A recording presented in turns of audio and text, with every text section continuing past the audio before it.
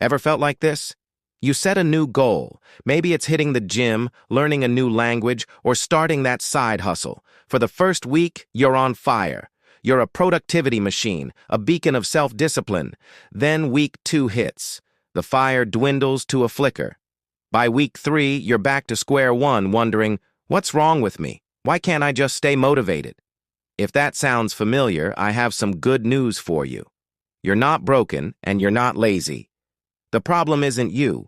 It's your relationship with motivation. Today, we're diving into the dark side of motivation and uncovering why relying on it is the very reason you can't stay consistent.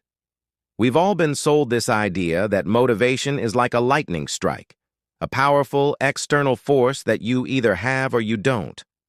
We watch motivational speakers, scroll through inspiring quotes, and wait for that magical feeling to kick in before we start working. But here's the secret the gurus don't tell you. Motivation is not a cause. It's an effect. It's a fleeting emotion, just like happiness or sadness.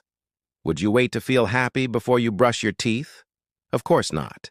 So why do we wait for motivation to strike before we work on our most important goals? This chase for the feeling of motivation is what I call the motivation trap. It creates a dangerous cycle. First, you wait for motivation. When it doesn't arrive on schedule, you feel guilty and start procrastinating. That procrastination then leads to a sense of failure, which kills any shred of motivation you might have had. It's a self-sabotaging loop that keeps you stuck. The more you chase motivation, the more elusive it becomes. You end up linking your self-worth to this unpredictable feeling, and when it disappears, so does your confidence. So, if motivation is the villain, who's the hero of this story? It's a two-part answer: discipline and systems. Let me break it down. Discipline isn't about being a drill sergeant to yourself. It's not about forcing yourself to do things you hate through sheer willpower. True discipline is simply doing what you said you would do, long after the mood you set it in has left. It's about honoring the promises you make to yourself. It's choosing your long-term goals over your short-term comfort. But discipline alone can be draining. Willpower is a finite resource. You can't rely on it to carry you through every single day. That's where systems come in. Systems are the secret weapon of every consistently successful person. A system is a pre-decided structure that makes it easier to do the right thing and harder to do the wrong thing. It automates your decisions so you don't have to rely on willpower or motivation. Let's get practical. How do you build a system? Start with something ridiculously small. This is the 2-minute rule, popularized by James Clear. The idea is to scale down your desired habit until it takes less than 2 minutes to do. Read more becomes read 1 page. Go to the gym becomes put on my workout clothes. Write a book becomes write 1 sentence. Why does this work? Because it bypasses the need for motivation entirely.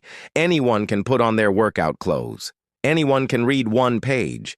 It's so easy that you can't say no. And what often happens is that once you've started, inertia takes over. Once you have your workout clothes on, you might as well do a short workout. Once you've read 1 page, you might just read another.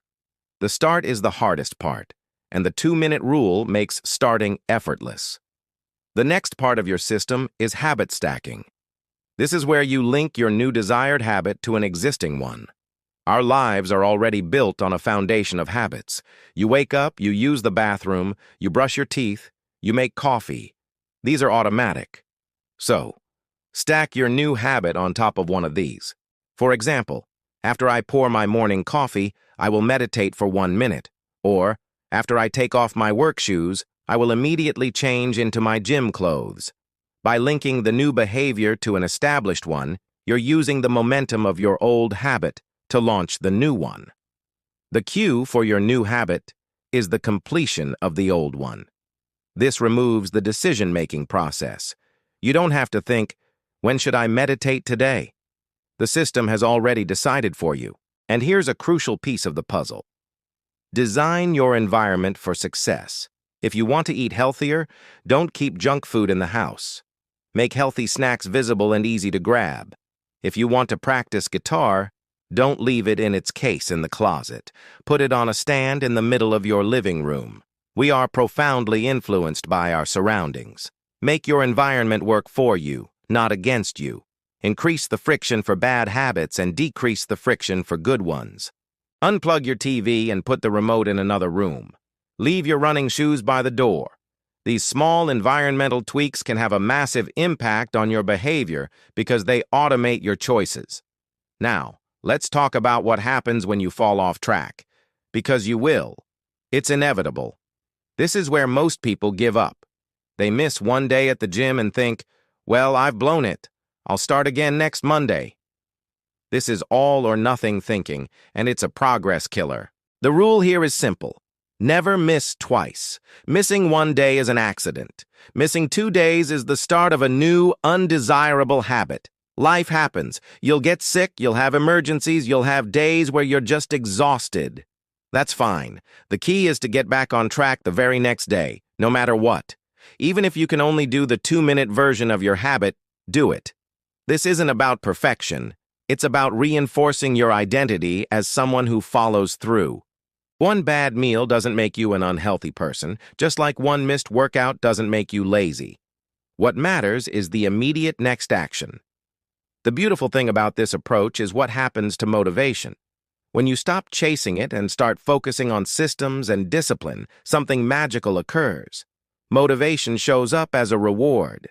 After you've consistently shown up for a week, even on days you didn't feel like it, you start to see progress. That progress is incredibly motivating. You start to feel good about yourself. You build confidence. Action creates momentum, and momentum creates motivation. It flips the entire script. You don't need motivation to act. You act to create motivation. Think of it like pushing a car. The hardest part is getting it to move from a complete standstill. It takes a huge amount of effort. But once it starts rolling, it gets easier and easier to keep it going. Your small, consistent actions are that initial push. Each day you follow your system, you're giving the car another little shove until it's rolling on its own. So, let's recap. Stop waiting for the lightning bolt of motivation. It's an unreliable, fleeting emotion. Instead, commit to a system. Start ridiculously small with the 2-minute rule. Stack your new habit onto an existing one. Design your environment to make good choices easy and bad choices hard. And most importantly, when you fall off, remember the never miss twice rule. Get back on track immediately. Your identity is not defined by how you feel. It's defined by what you do. Every time you follow through on your system, you are casting a vote for the person you want to become. You're not just doing a workout. You're becoming a person who is active and healthy. You're not just writing one sentence. You're becoming a writer. Forget motivation. Focus on showing up. That is the real secret to consistency, and it's how you'll finally achieve the goals that matter most to you. Thank you so much for watching. If this resonated with you, give this video a like and hit that subscribe button for more content on building a better life through systems, not just motivation. I'd love to hear in the comments what tiny habit you're going to start today. Let's build some momentum together. See you in the next one.